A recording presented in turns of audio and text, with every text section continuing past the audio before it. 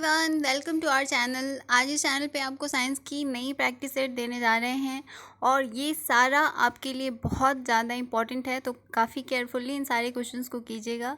और इसके जो पीडीएफ हैं, अगर आपको चाहिए तो आप हमारा टेलीग्राम ग्रुप ज्वाइन कर सकते हैं। वहाँ से आपको मिल जाएंगे सारे पीडीएफ। आप वहाँ से डाउनलोड करके अपनी प्रैक्टिस कर सकते हैं, रिवीजन कर सकते हैं। और इसके लिए आपको डिस्क्रिप्शन बॉक्स में टेलीग्राम का लिंक दिया हुआ रहेगा, आप वहाँ से उसको ज्वाइन कर सकते हैं। तो आइए शुरू करते हैं। आज का हमारा पहला क्वेश्चन जो है वो ये है, the safest temperature for keeping food fresh in A refrigerator is.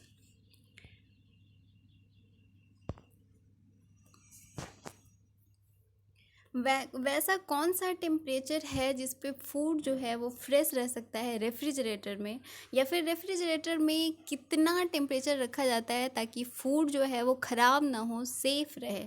इसके ऑप्शंस हैं 4 degree centigrade, 8 degree centigrade, 0 degree centigrade and 10 degree centigrade. C का मतलब सेंटीग्रेड है, यहाँ फ़ारेनहाइट में नहीं दिया हुआ है। आप एक चीज़ ज़रूर याद रखिएगा कि फ़ारेनहाइट को सेंटीग्रेड में या सेंटीग्रेड को फ़ारेनहाइट में कन्वर्ट करने के लिए एक फार्मूला होता है, आप उसे ज़रूर याद रखिएगा। F = 9/5 डिग्री C + 32, ये एक फार्मूला होता है और इसे आप कन्वर्ट कर सकते हो डिग्री C को फ़ारेनहाइट में। फ़िलहाल यहाँ पे ये पूछा जा रहा है कि सेफेस्ट टेम्परेचर मतलब सबसे अच्छा टेम्परेचर कौन सा होता है। तो इसके लिए मैं बता दूँ, ये इसका करेक्ट आंसर होगा ए। 4 डिग्री सेंटीग्रेड जो है वो सबसे सेफेस्ट टेम्परेचर होता है फूड प्रिजर्वेशन के लिए रेफ्रिजरेटर में, या फिर यूँ कह लीजिए कि रेफ्रिजरेटर का टेम्परेचर जो है वो फूड को प्रिजर्व रखने के लिए 4 डिग्री सेंटीग्रेड रखा जाता है। आपको मैं हमेशा ही बोलती आई हूँ कि जो भी क्वेश्चंस आपको मिले पहले उसको खुद से करने की कोशिश कीजिए, उसके बाद जो मैं आपको आंसर बताऊँ उससे आप उसे मैच कीजिए और आपका कितना करेक्ट हुआ है ये हमें कमेंट करके ज़रूर बताइए। इससे हमें पता चलेगा कि हम किस लेवल का क्वेश्चन आपको दे रहे हैं और आप कितना कर पा रहे हो। आपकी तैयारी भी आप एनालाइज कर सकते हो कि आपने कितना प्रिपेयर कर लिया है, और इसके साथ साथ हम भी ये कर पाएंगे कि आपको और किस तरह का क्वेश्चन दें ताकि आपकी तैयारी जो है वो काफ़ी अच्छी हो सके। अगला क्वेश्चन है, biotechnic in which ultrasonic sound is used. ऐसा कौन सा बायोटेक्नोलॉजी है जिसमें अल्ट्रासोनिक साउंड यूज किया जाता है। अल्ट्रासोनिक साउंड, आपको मैं बता दूं कि आप जैसे मैं बहुत सारे क्वेश्चंस पिछले जो भी प्रैक्टिस सेट है उसमें दिया हुआ है कि एक्सरेज वगैरह या जो जो भी रेज हैं, जो इंफ्रारेड हो गए, विजिबल रेज हो गए, इन सब के बारे में बहुत सारे क्वेश्चंस मैंने आपको दी हुई हैं। तो ये चैप्टर काफ़ी ज़्यादा इंपॉर्टेंट होता है, इसको काफ़ी अच्छे तरीके से पढ़िएगा और पढ़ने के लिए आप लूसेंट यूज़ कर सकते हैं। इसके अलावा अगर जो जिनका भी साइंस बैकग्राउंड रहा हो वो 11th-12th की केमिस्ट्री की बुक पढ़ सकते हैं, फिज़िक्स की बुक पढ़ सकते हैं या बायो की बुक भी पढ़ सकते हैं। कुछ कुछ सेलेक्टेड चैप्टर्स, वहाँ से उनका काफ़ी अच्छा तैयारी हो सकता है।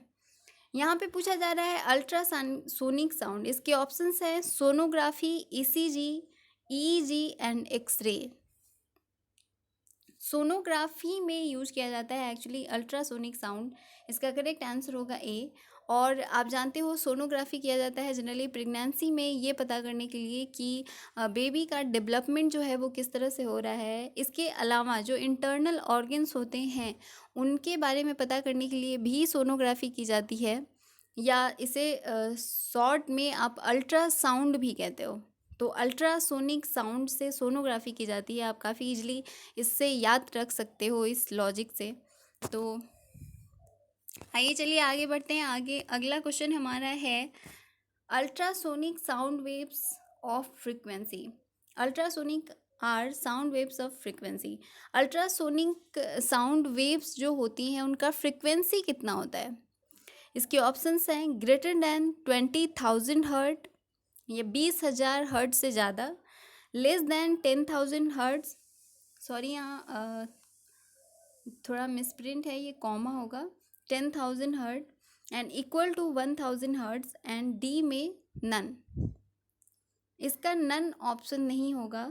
एंड अल्ट्रासोनिक साउंड वेव का जो फ्रीक्वेंसी होता है ये फ्रिक्वेंसी जनरली बैट्स जो आप बहुत बार ये पूछा गया है कि बैट कितने साउंड को सुन सकते हैं या कौन सा साउंड उनके लिए अच्छा होता है, तो ये एक्चुअली अल्ट्रासोनिक साउंड्स को वो ईजिली सुन सकते हैं। और इसकी जो फ्रिक्वेंसी होती है वो ग्रेटर दैन 20,000 होती है। ग्रेटर दैन 20,000 को अल्ट्रासोनिक वेव्स कहते हैं, और वो बैट्स जो हैं वो काफ़ी अच्छे से सुन पाती हैं, चमगादड़ जिसे हम कहते हैं हिंदी में। तो ये भी याद रखिएगा इसके साथ, और इसकी फ्रिक्वेंसी भी याद रखिएगा। ये बहुत बार बहुत सारे एग्जाम्स में पूछा हुआ है, तो ये काफ़ी इम्पॉर्टेंट क्वेश्चन है। अगला क्वेश्चन है, which of the following is the effect of flight of supersonic jet.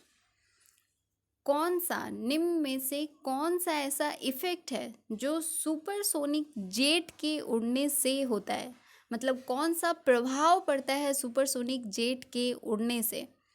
इसके ऑप्शंस हैं air pollution, eye disease, depletion in ozone layer and none.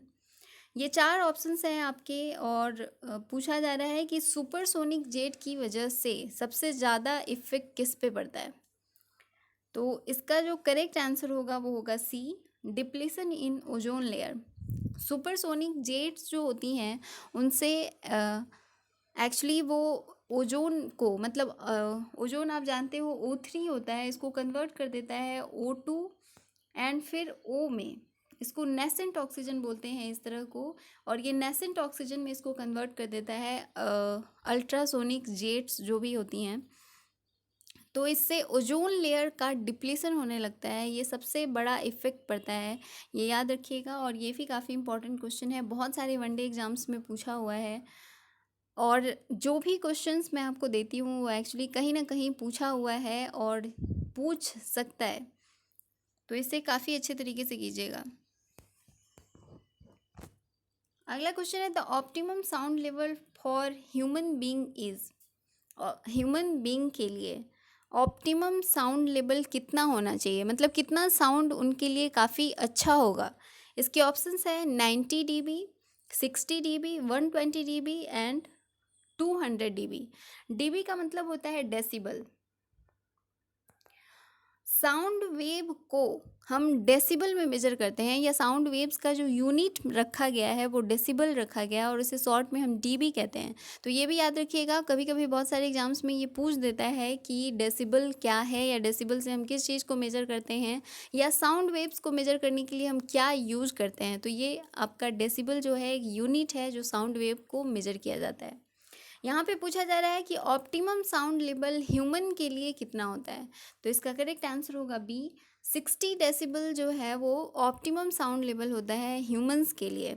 आदमी के लिए सबसे ज़्यादा ये फ्रिक्वेंसी हो गई, या मतलब ऑप्टिमम लेवल इसको कहते हैं 60 dB। वैसे WHO के हिसाब से मैक्सिमम साउंड लेवल जो है वो नॉर्मल अच्छा रहने के लिए वो 45 डेसिबल होता है। ये भी याद रखिएगा, ये भी एक एग्ज़ाम में पूछे हुआ है कि WHO के हिसाब से कितना साउंड लेवल जो है वो अच्छा है, मतलब नॉर्मल है ह्यूमंस के लिए, या नॉर्मल जिसे हम नॉइज़ नहीं कह सकते हैं, तो वो 45 डेसिबल उन्होंने रखा है।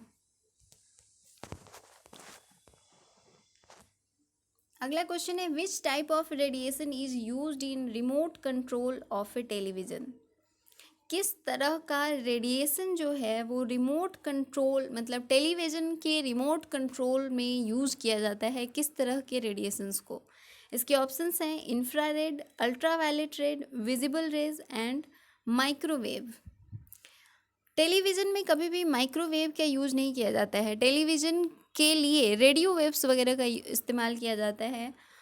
इसमें जो रिमोट कंट्रोल के लिए यूज किया जाता है वो एक्चुअली इंफ्रारेड होता है, तो इसका करेक्ट आंसर होगा ए, इंफ्रारेड यूज किया जाता है फॉर कंट्रोल ऑफ टेलीविज़न।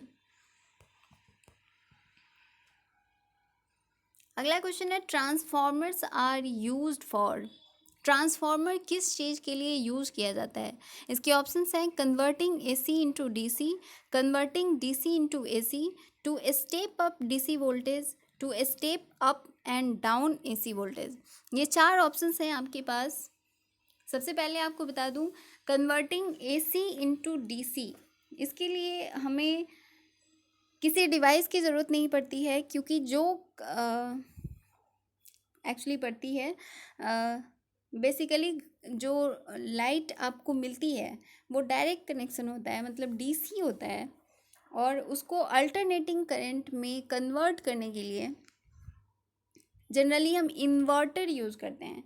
तो कन्वर्टिंग डीसी इनटू एसी, मतलब डायरेक्ट करंट को अल्टरनेटिंग करंट में कन्वर्ट करने के लिए इन्वर्टर यूज किया जाता है। ये भी एक बार पूछे हुआ है क्वेश्चन कि इन्वर्टर किस तरह से यूज़ किया जाता है। तो इन्वर्टर यूज़ किया जाता है डीसी को एसी में कन्वर्ट करने के लिए, और हम डायरेक्ट डीसी यूज़ नहीं कर सकते हैं घर में। तो हाउस होल्ड चीज़ों के लिए एसी यूज़ किया जाता है, और उसके लिए हम इन्वर्टर रखते हैं। डीसी वोल्टेज को स्टेप अप स्टेप डाउन करना काफ़ी मुश्किल होता है। एसी को हम कर सकते हैं step up and step down. तो बेसिकली ट्रांसफॉर्मर्स जो है वो यूज़ किया जाता है to step up and down AC voltage. AC voltage को स्टेप अप एंड डाउन करने के लिए यूज़ किया जाता है ट्रांसफॉर्मर्स को। इसका करेक्ट आंसर होगा डी। अगला क्वेश्चन है source of energy from the sun is. Sun से एनर्जी का सोर्स क्या होता है, या यूँ कह लीजिए कि सन में जो एनर्जी जनरेट होती है वो किस तरह की होती है, या किस तरह से वो एनर्जी जनरेट होती है। इसके ऑप्शंस हैं nuclear fission, nuclear fusion, photoelectric effect and none. Nuclear fission नहीं होगा, इसका करेक्ट आंसर होगा बी, न्यूक्लियर फ्यूजन। सन के कोर में न्यूक्लियर फ्यूजन होता है, और उस फ्यूजन की वजह से एनर्जी जनरेट होती है।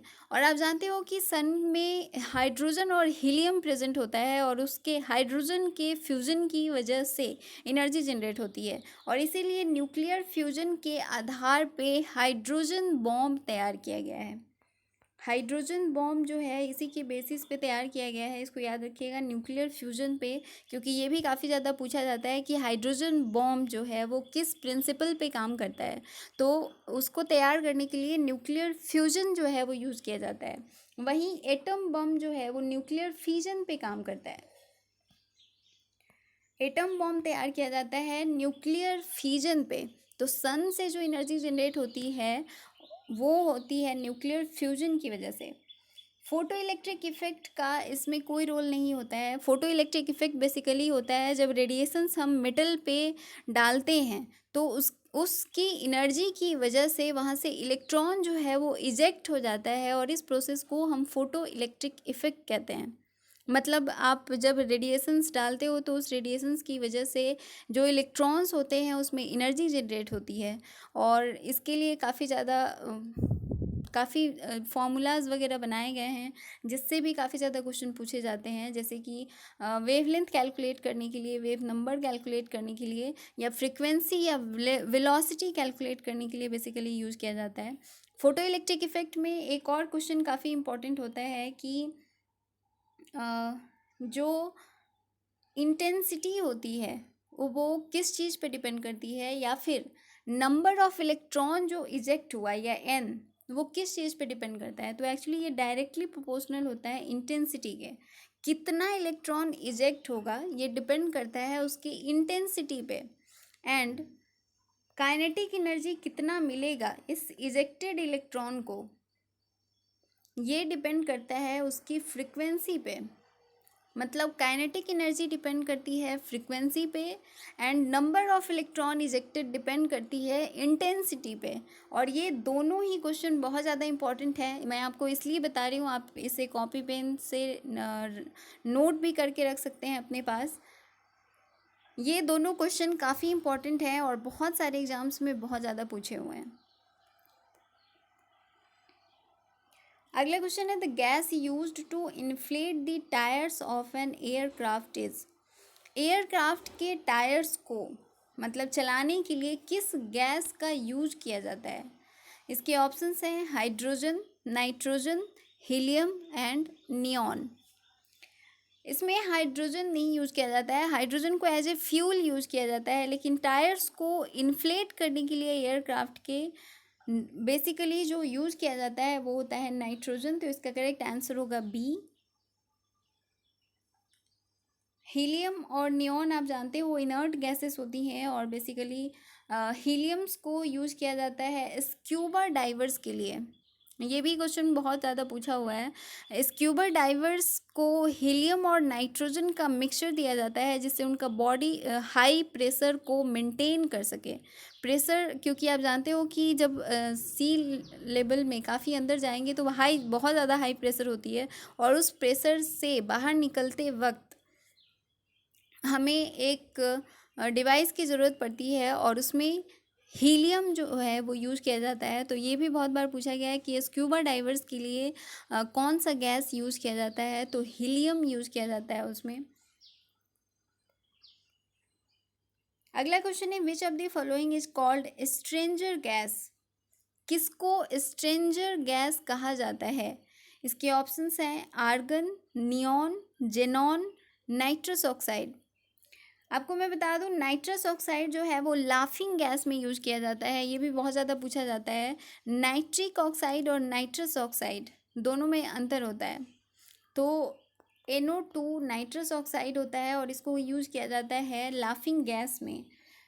आर्गन भी और नियॉन, जेनॉन, ये आप जानते हो इनर्ट गैसेस हैं तीनों, लेकिन यहाँ पे पूछा जा रहा है कि किसे हम स्ट्रेंजर गैस कहते हैं।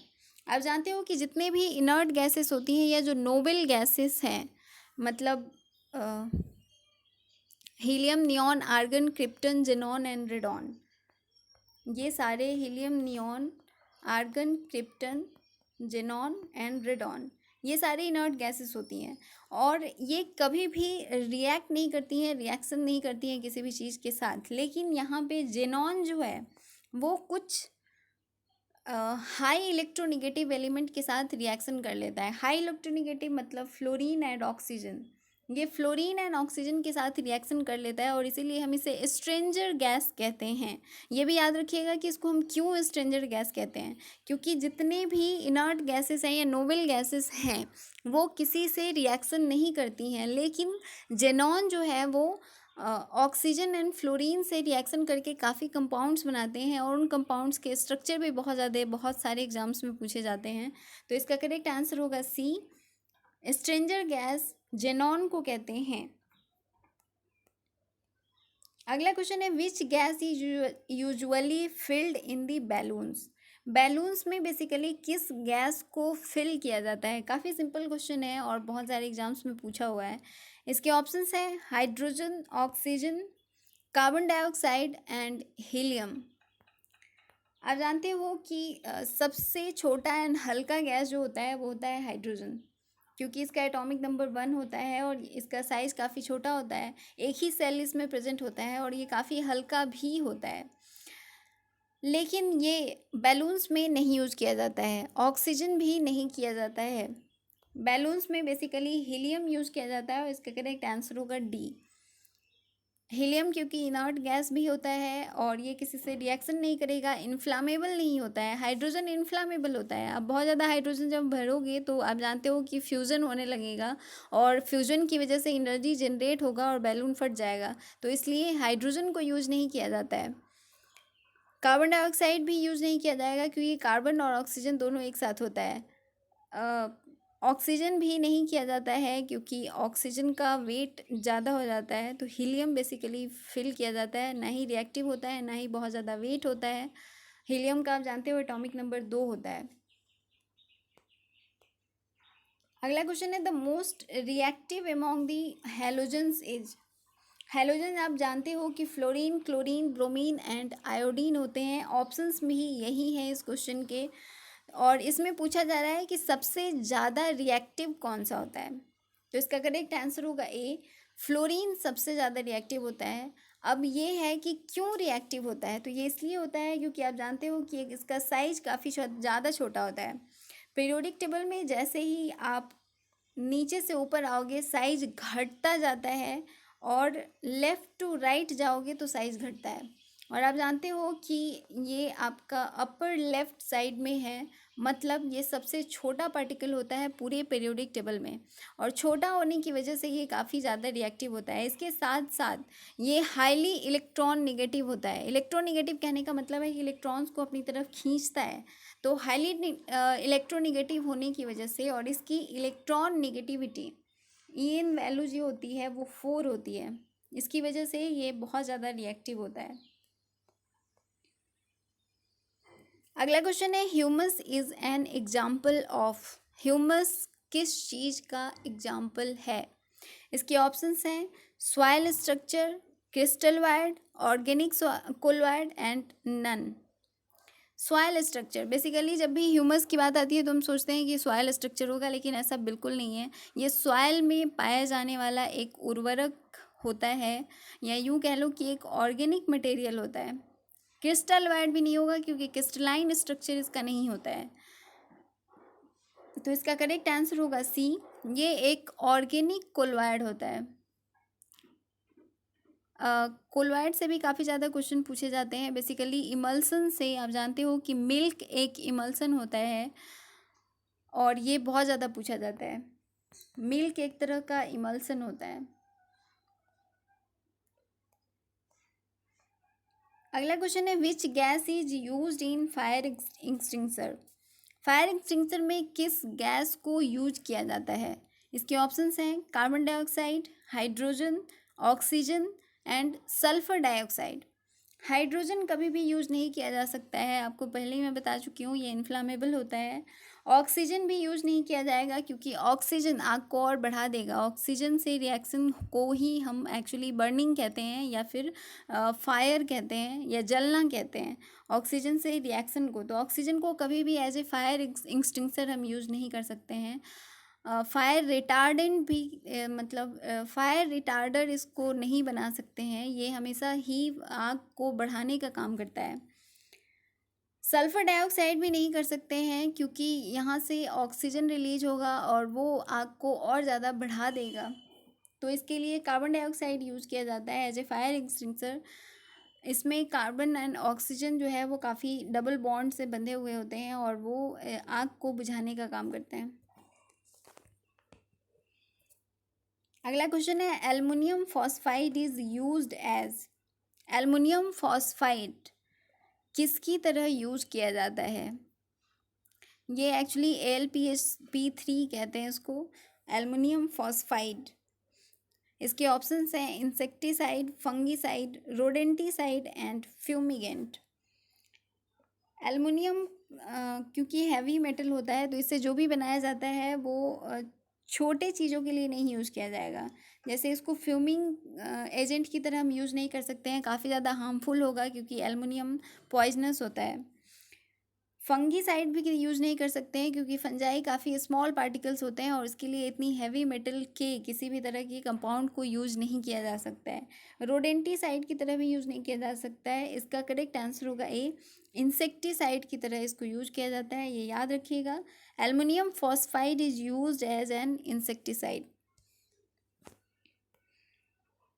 अगला क्वेश्चन है, the unit of heredity in our body is called. हमारी बॉडी में यूनिट ऑफ हेरिडिटी हम किसे कहते हैं? इसके ऑप्शंस हैं chromosome, DNA, gene and nucleus. Chromosome पे डीएनए प्रेजेंट होता है, और डीएनए जीन्स का एक पार्ट होता है, और ये सारा स्ट्रक्चर जो है वो न्यूक्लियस में प्रेजेंट होता है। न्यूक्लियस में क्रोमोजोम होते हैं, क्रोमोजोम पे डीएनए होता है, और डीएनए का मतलब जीन्स जो है वो डीएनए के पार्ट होते हैं। तो इसका करेक्ट आंसर होगा सी, जीन जो है वो यूनिट ऑफ हेरिडिटी कहलाता है हमारी बॉडी में। डीएनए को हम यूनिट ऑफ हेरिडिटी नहीं कहते हैं। डीएनए भले ही ट्रांसफ़र करता है, जेनेटिक कैरेक्टर्स को कैरी करता है, लेकिन उसे हम हेरिडिटी का यूनिट नहीं कहते हैं। जीन्स को हम यूनिट ऑफ हेरिडिटी कहते हैं। तो ये याद रखिएगा, काफ़ी कंफ्यूजिंग क्वेश्चन होता है, और इस तरह के क्वेश्चंस हम हमेशा रॉन्ग करके आते हैं। तो आप ढंग से पढ़िए और याद रखने की कोशिश कीजिए। अगर आपको कहीं भी कोई प्रॉब्लम हो रही है तो आप हमें कमेंट करके बता सकते हैं। किसी चैप्टर में भी आपको अगर प्रॉब्लम हो रही है तो वो भी आप हमें कमेंट करके बताइएगा कि आपको कहाँ प्रॉब्लम हो रही है, किस तरह की चीज़ें हो रही हैं। अगला क्वेश्चन है which micro organism are used as bio fertiliser. कौन सा माइक्रो ऑर्गेनिज्म बायो फर्टिलाइजर की तरह यूज किया जाता है? इसके ऑप्शंस हैं cyanobacteria, protozoa, virus and none. इसका आंसर आप हमें कमेंट करके बताइएगा कि क्या होगा। ये क्वेश्चन आपके लिए है और इस क्वेश्चन का आंसर आपको बताना है कि क्या होगा, हम किसको बायो फर्टिलाइज़र की तरह यूज़ करते हैं। अगर आप नहीं बता पाए तो मैं आपको कमेंट बॉक्स में इसको बताऊंगी। अगला क्वेश्चन है what is not found in animal cell. Animal cell में क्या नहीं पाया जाता है? इसके ऑप्शंस हैं cell wall of cellulose, nucleus, mitochondria and none. Animal cell में न्यूक्लियस रहता है, माइटोकॉन्ड्रिया भी रहता है और माइटोकॉन्ड्रिया को power house of the cell कहते हैं। ये याद रखिएगा, power house of the cell जो है वो माइटोकॉन्ड्रिया होता है। सिर्फ एनिमल सेल में सेल वॉल नहीं प्रेजेंट होता है, तो इसका करेक्ट आंसर होगा ए। सेल वॉल एनिमल सेल में नहीं होता है, सिर्फ प्लाज्मा मेम्ब्रेन होता है। सेल वॉल नहीं होता है, वैक्यूल एब्सेंट रहते हैं, किसी किसी में प्रेजेंट भी होते हैं लेकिन काफ़ी स्मॉल होते हैं वो। और प्लास्टिड्स भी एब्सेंट होते हैं, प्लास्टिड्स भी एनिमल सेल में नहीं प्रेजेंट होते हैं, जैसे कि क्लोरोप्लास्ट हो गया, ल्यूकोप्लास्ट हो गया, एमाइलोप्लास्ट हो गया। जो भी प्लास्टिड्स होती हैं वो एक्चुअली एनिमल सेल में नहीं प्रेजेंट होती है, वो प्लांट सेल में प्रेजेंट होता है। एनिमल सेल और प्लांट सेल को काफ़ी अच्छे से पढ़िएगा, इससे बहुत सारे क्वेश्चंस हैं। अगला क्वेश्चन है which part of animal cell is called powerhouse. आपको ऑलरेडी मैं बता चुकी हूँ कि power house of the cell किसको कहा जाता है। इसके ऑप्शंस हैं cell wall, nucleus, mitochondria and entire cell. Entire cell को पावर हाउस नहीं कहते हैं, सेल वॉल को भी नहीं कहते हैं, न्यूक्लियस को भी नहीं कहते हैं। माइटोकॉन्ड्रिया को हम power house of the cell कहते हैं क्योंकि यहाँ पे एटीपी का फॉर्मेशन होता है। आप जानते हो हमारी बॉडी में जो एनर्जी जनरेट होती है वो एटीपी के फॉर्म में होती है। इसका फुल फॉर्म होता है एडेनोसिन ट्राइफॉस्फेट। ये भी याद रखिएगा, एडेनोसिन ट्राइफॉस्फेट इसको कहते हैं और ये इसको एनर्जी करेंसी भी कहा जाता है। बहुत सारे एग्जाम्स में इस तरह से पूछा हुआ है कि हमारी बॉडी में हम एनर्जी करेंसी किसे कहते हैं, तो एनर्जी करेंसी हम एटीपी को कहते हैं और इसका फॉर्मेशन माइटोकॉन्ड्रिया में होता है और इसीलिए हम माइटोकॉन्ड्रिया को power house of the cell कहते हैं। अगला एंड लास्ट क्वेश्चन है आपका plasma membrane is built up of. Plasma membrane किसका बना हुआ होता है? इसके ऑप्शंस हैं protein, lipid, carbohydrate and both A and B. A and B मतलब बोथ प्रोटीन एंड लिपिड, तो इसका करेक्ट आंसर होगा डी।